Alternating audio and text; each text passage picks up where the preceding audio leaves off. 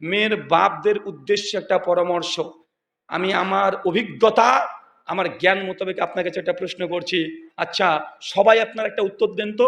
একটা মেয়ের বয়স 16 থেকে 20 বছর, 22-24 বছর বা 25 বছর মেয়েটার বয়স, এই সময়তে মেয়েটার বিয়ের প্রস্তাব যতগুলো আসে, একটা মেয়ের বয়স 30 থেকে 40 বছর বয়স, মেয়েটা চাকরিজীবী, সরকারি চাকরি করে, 1 লাখ টাকা বেতন পায়, এই 30 থেকে 40 বছরের মেয়ের বিয়ের প্রস্তাব বেশি আসে না 16 থেকে 25 বছরের মেয়ে, বেকার মেয়ে, তার বিয়ের প্রস্তাব বেশি আসে?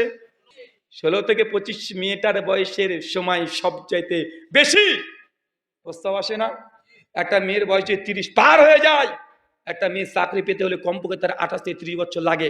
লাগে কি লাগে না? লাগে। আমাদের আধুনিক শিক্ষা শিখিয়েছে মেয়েদের দ্রুত বিয়ে করতে হবে না, বরং একটু চাকরি করো।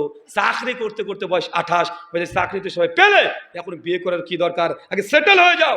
আর এই করতে করতে 2-4 বছর চলে যাচ্ছে, মেয়েটা 32 বছর বয়স হয়ে যায়, সেই সময়তে মেয়েটা আর কোনো পাত্র এসে বিয়ের প্রস্তাবই দেয় না। দেয়?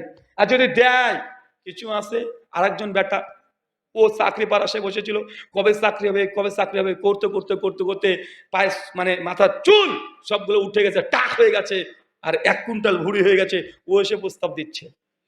আছে না নাই কথা বলেন? মেয়ের বাপদেরকে আবার আমি বলি, যদি ভালো পাত্র পেতে চান, মেয়ের চাকরির